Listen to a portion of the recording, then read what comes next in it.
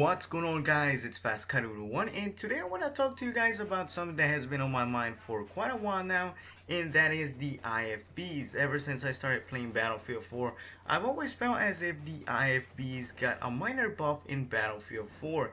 The reason for that is because after having unlocked every available upgrade for the IFBs, I feel like I can now go up against tanks with not too much trouble, and let me explain why that is. So the first thing that you're going to notice when you get into an IFB is just the maneuverability that they have over the tanks. The tanks just feel very sluggish and slow, which is one of those downsides that can really kill a vehicle like the tank. Now, let's not forget about the versatility of the IFB, which can go on land and in water as well. So this is one of the features that just puts the IFB a step ahead of the tank because it's not actually able to do that. Now for Battlefield 4, the IFB got new upgrades that just make the IFB a lot more powerful and effective against tank, which makes it easier to destroy them. And let's talk about the most essential upgrade, which is reactive armor.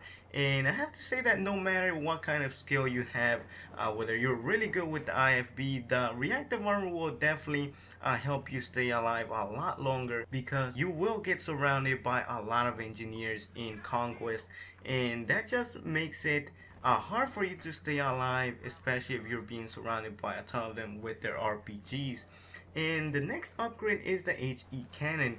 Although this upgrade was already in Battlefield 3 just like the reactive armor, but I just feel like in Battlefield 4 it's a lot more effective. And in Battlefield 3, even though it was available, I didn't really use it that much because I didn't find it that effective. So what I did was I kept the default cannons, which I felt were a lot more effective than the HE cannons. The only thing about the HE cannons is that they don't have any splash damage to them, so when it comes to infantry they're not that effective. But towards armor vehicles, since it's an armor piercing round, it will be very effective.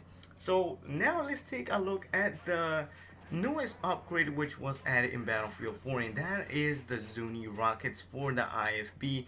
And I have to say that these things are just a beast and just make the IFB such a great vehicle. And this is what I've been using all along, every time I use the IFB, and I just find myself destroying any vehicle. And that's right, guys. So if you're still with the tow missiles, I definitely suggest you guys to try out the Zuni rockets, because the tow missiles in Battlefield 4 are no longer as effective as they used to be in Battlefield 3.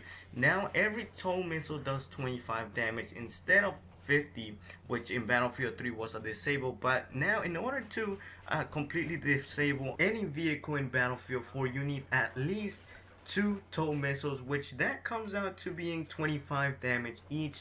And so I guess DICE decided to kind of add the tow missiles, but in a more balanced way, because I have to admit that in Battlefield 3 the tow missiles were pretty good, and so you could easily take out anyone with just one tow missile shot straight to the back of any tank or vehicle. So that's probably why they decided to add the tow missiles this way. That way they wouldn't be considered overpowered.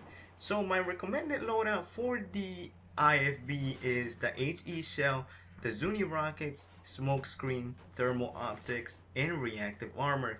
Now my only complaint with the IFB is that it's got a tendency of getting stuck very easily. So this is probably the only downside of using the IFB, because sometimes you'll probably go over a tiny boulder and you'll just get the entire thing stuck, which I feel is kind of embarrassing, especially if you're on a really good kill streak and then all of a sudden you get stopped by a tiny boulder. So probably this is one of the things that I would really want them to fix for the next game, or probably in the later patches that we get for Battlefield 4. But yeah, I definitely suggest you guys to give this vehicle a try. It's just so good with the loadout I gave you guys. So yeah, tell me in the comment section below, what do you think about the IFV? Do you think it's still the same as in Battlefield 3? Do you think it got weaker? Or do you think that it got a lot more powerful in that it just totally dominates the battlefield. So yeah guys, remember to leave a rating as it does help out the video and the channel a lot. Also subscribe here if you're new for more Battlefield 4 content.